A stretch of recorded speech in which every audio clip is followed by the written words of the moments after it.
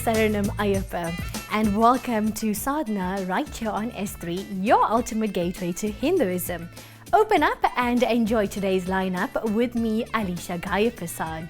Today we meet with a well-respected and inspirational meditation teacher from the Brahma Kumaris World Spiritual University, Sister Usha Jevan. Continuing our celebration of Women's Month, we fuel your energy with the festival of Varaluxmi, and then meet Shanthi Naidoo of the Shree Ayyappa Kshetram Temple in Pretoria. Sadhana ends today with a soulful bhajan by Veena Lutchman. The Brahma Kumaris movement is the largest spiritual organization in the world led by women. They believe that all souls are intrinsically good and that God is the source of all goodness. Joining us today, Sister Usha Jevan speaks about the past and present of the organization, especially of its erstwhile leader, Dadi Janki. Welcome to Sadhana, Sister Usha. Namaste. Om Shanti. Om Shanti. How are you feeling today? Very good, thank you, and a very big pleasure to be on your show today. It's our pleasure to actually have you here with us today. So tell me, the Brahma Kumaris organization is the largest organization in the world that is led by women, mainly as a result of the founder, which is Brahma Baba. Can you tell me why is that so and what made him do this? You know, when you think about spirituality, it is the softer qualities. In the Brahma Kumaris, we don't really think about anyone male or female. And yet within the soul itself, you have the stronger qualities like power and wisdom, which are more heady in a sense. And then the softer qualities, which are love and peace. And so when you think about spirituality, you would associate it with more the gentle qualities. And so hence, to really bring about the message of spirituality has to come from an embodiment of love and peace.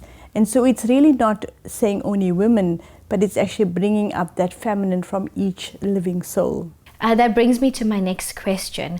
The last spiritual head of the organization, which is Dadi Janki, she played a very significant role in both within the organization and taking the organization on the world stage. So can you enlighten our viewers of this dedicated and graceful and powerful woman? I want to just perhaps put it on record. It happened so quickly. Dadi Janki left her physical body in 2020. And for the last year, we had Dadi Gulzar, who was the head for just 1 year. Okay. And now we already have another head of the organization, who's Dadi Ratan Mohini. Okay. And yes, these are all a series of women who started off at the age of 9, 10, 12, 19, when they started with Brahma Baba. As a mother, she was with the group of mothers being trained and, spiritually being led. What I found so interesting is that she had a physical ailment, she was asthmatic, and she was being given the task to be the nurse. Now, in those early days, water wasn't from the tap, you had to carry buckets of water. And what I noticed about Dadi Janki is that she had no physical things that she created as a limit. She was the one carrying those pails of hot water before 5, 6 in the morning so that everyone who was a patient would actually get a bath before the class started. And for me, what I think about Dadi Janki, which made her become the powerful leader she is that in her mind she didn't know anything which was an excuse, no limitations. When you look at her physical form, even such a small individual, but I remember once somebody giving an example, she has the power of 100 elephants. And it's the strength that she has that made her so beautiful in terms of one who was consistent. She always walked her talk. The beauty about Dadi Janki is that she just loved the way God gave his spiritual wisdom. And all she wanted, many people will want many blessings or boons, but all she wanted was to have the clarity of intellect, to understand wisdom in such a way that she could share that with others so that their lives can change. She was truly a good example for all of us to lead by. I know the Brahma Kumaris' spiritual headquarters is in Mount Abu, India. Can you tell us more about this spiritual headquarters and how are their activities coordinated? We have 3 campuses in Mount Abu. The first, which is called Pandav Bhavan, this was the original site where the founder with the first 350 people came from Karachi to India, and that's where they settled. And so for many years, that place was the home for Brahma Kumaris. We call it Madhuban, which means the forest of honey. The organization itself, the way it runs is that even though there are 3 different campuses, the administration is on a spiritual basis.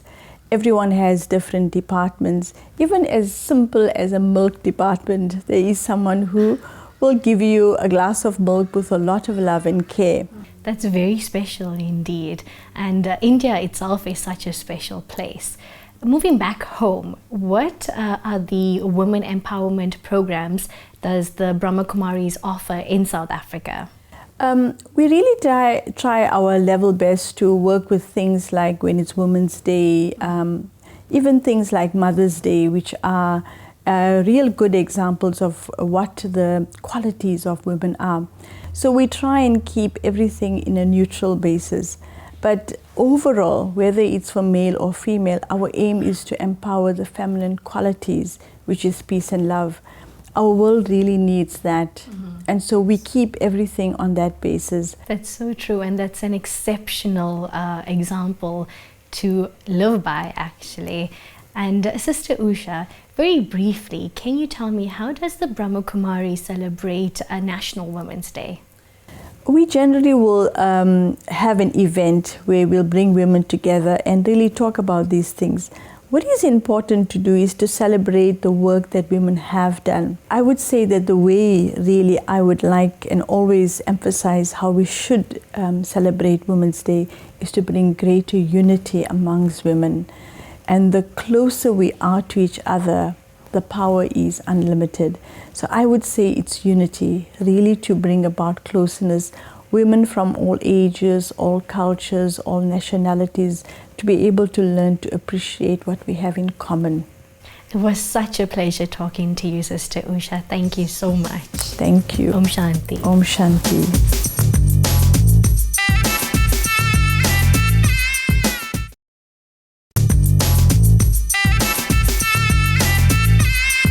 Welcome back, Mzansi. You are tuned to Sadhana on S3, and we are about to meet some tasty vegetarian treats. Yes, food is not just about nutrients and calories. It's about sharing, it's about honesty, it's about identity. In our own tradition, it's something holy. Varaluxmi is the ever-kind wish-granting avatar of the goddess. A significant festival across the world, it is celebrated with much fervour by Hindu women. And in accordance with this, Sadhana visited the Shree Vishnu Temple Trust in Chatsworth to experience how they celebrate this divine occasion. You asking what is the meaning of the Varaluxmi? It's a simple way. Vara is a Tamil. Vara meaning is come. Lakshmi meaning is all the good progress. But it's a real meaning of the Varaluxmi.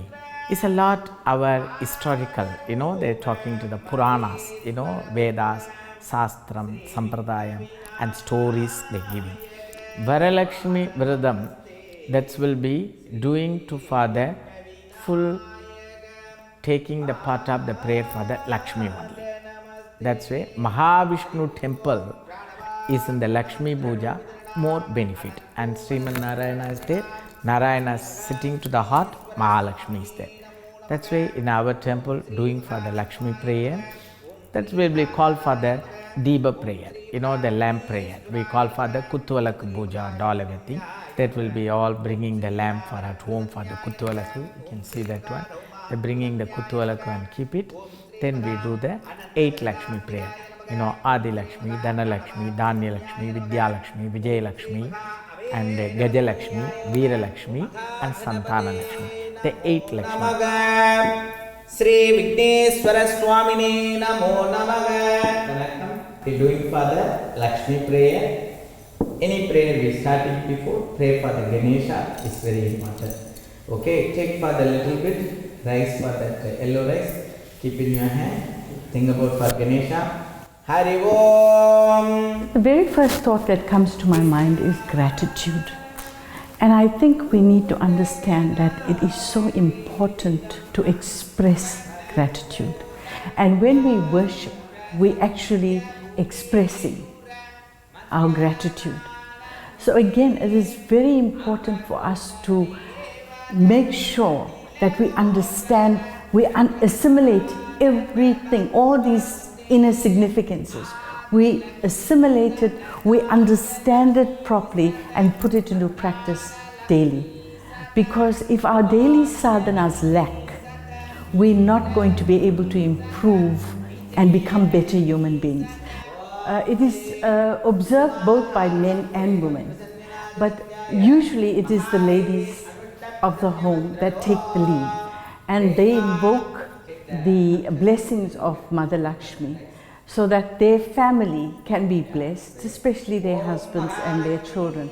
And you also find that women who have a challenge conceiving also fast and pray during this time so that their wishes are fulfilled as well. Those time, no doctor, nothing. People not well, taking and going for the one old uncle, old granny is there. That uncle, who will show you a hand, ma? Yeah, see here? That will be, just hold it like that. Yeah. Then they will be exactly telling what your sickness. Those time the girl pregnant and all, anything, they got no testing and all. They're holding to the, you know, what they call for nadi. You know how to that they call English? In the pulse through, they will be tell what sickness. So nadi, how go fast, slow, how slow, how fast through, they exactly judging for the sickness. Those time. Then in the nadi, you know the nadi is the pulse, always must be touch something that will be touching in our brain. You know, they go for. That's why they making to the string, make the knot, which God, you know, we say Hanuman string, Hanuman Chalisa chanting and do that. And that Durga string, Durga. And the Lakshmi string, Lakshmi mantras. And making the knot and putting to the string, the tying that one. Whenever you using the hand up and down that time, the string will be touching to your pulse, that's automatically clicking, making to the body wake and controlling. The real signification of the string, that reason putting to the hand. Lakshmi Namaga, Om Abhadra Lakshmi Namaga, Om Ananda Lakshmi Namaga. We watched the Guru do the prayer, and he focused on the kalsi and he focused on the red string. And firstly, when we look at the red string, you know, the color of the string obviously is intense, it's bold. And for me, it is actually a commitment. When you tie that string, it is a commitment to ensure that you follow the right path.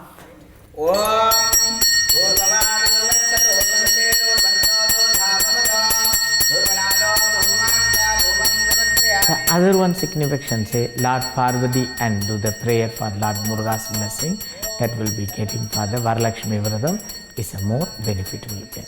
But end of the day, we have to do Lakshmi prayer, the getting for the more progress and do helpness and all everything. This is the meaning of the Varaluxmi Vradam.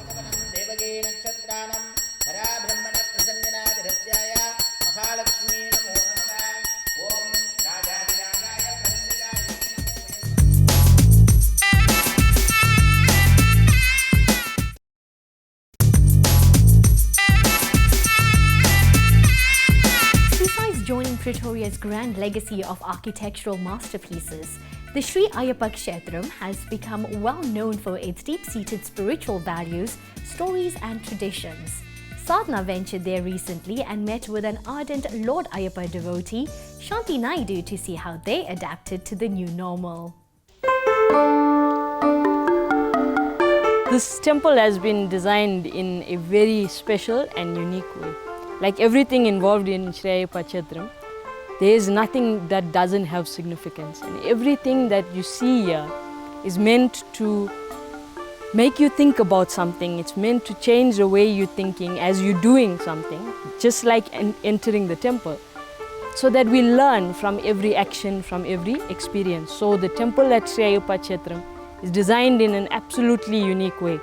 Architecturally, you will see that it combines two styles of architecture. The main entrance tower, or the Rajagopuram, is in the traditionally Tamil Nadu style architecture, and the rest of the temple, like the sloping roofs, etc., is in the Kerala style architecture.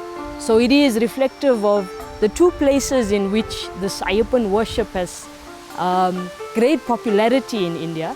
In Tamil Nadu as the village deity or Grama Devam called Ayyanar, and then as Ayyappan in Sabarimala in Kerala.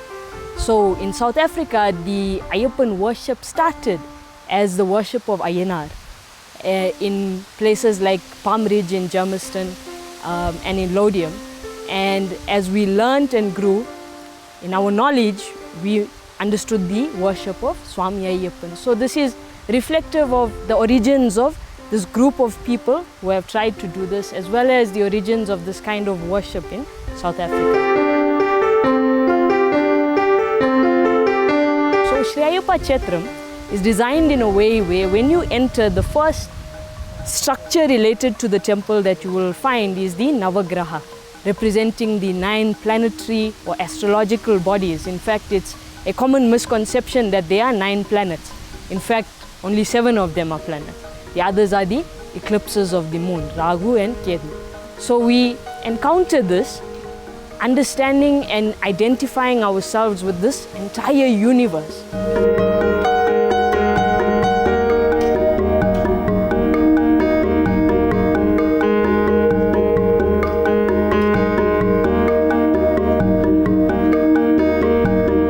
So the amphitheater built around the 18 steps as its center. So you have to lower yourself, you have to climb down those stairs into this amphitheater, which is representing the womb of spirituality. You have to go down, you have to remove all the things that keep you up high on this platform of ego and arrogance and all the things that make us think we are something special. We have to lower ourselves into this womb of spirituality before we can exit through this. There's a walkway up to the bell tower, as you will see, just like a child is being born out of this womb of spirituality. Then only are we ready to enter this temple of Swami Ayyappa. Lord Ayyappa, who represents Dharma, the principle of righteousness, the principle of right conduct, right thinking, right speech, right action, that which brings harmony in the world. Only if we have followed this path are we able to enter his shrine and be worthy of worshipping this Lord that represents the laws that govern this entire universe. Nothing is about worshipping or praising or making God feel great. God is already great. He is supreme. Everything that we learn is about how do we live our lives in a way that each day becomes great, joyful, peaceful, wonderful to live. So the design of the temple at Shree Ayyappa Kshetram is designed in this specific way to guide devotees, as you say, through their lives, through their thinking, through their everyday. By coming to the temple, we are reminded of this every time.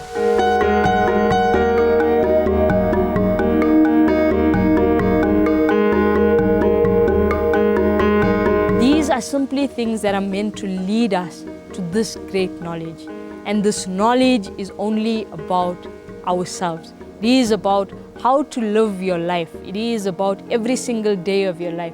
Not learning only when you come to the temple, but you take that knowledge back into your everyday life. When you think something, when you say something, when you want to do something, you apply that knowledge that you have learned so that all human beings can live a life that is fruitful, that is joyful, that is peaceful, that is in harmony with everything and everyone around them.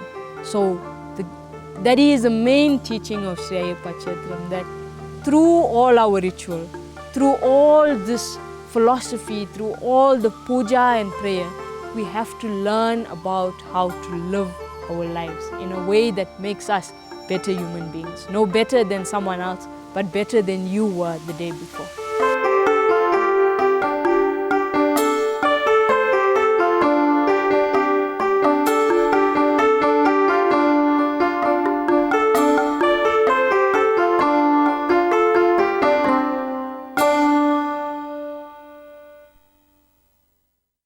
We really hope that you enjoyed your time with us. I am reminded of Swami Dayanand Saraswati, who said, "Though music transcends language, culture and time, and though notes are the same, Indian music is unique because it is evolved, sophisticated, and the melodies are defined." And to conclude our Women's Month offering, we join Veena Lutchman with her rendition of Thumi O Matha. From the Sadhana team, keep shining your beautiful divine light into the world. Namaste.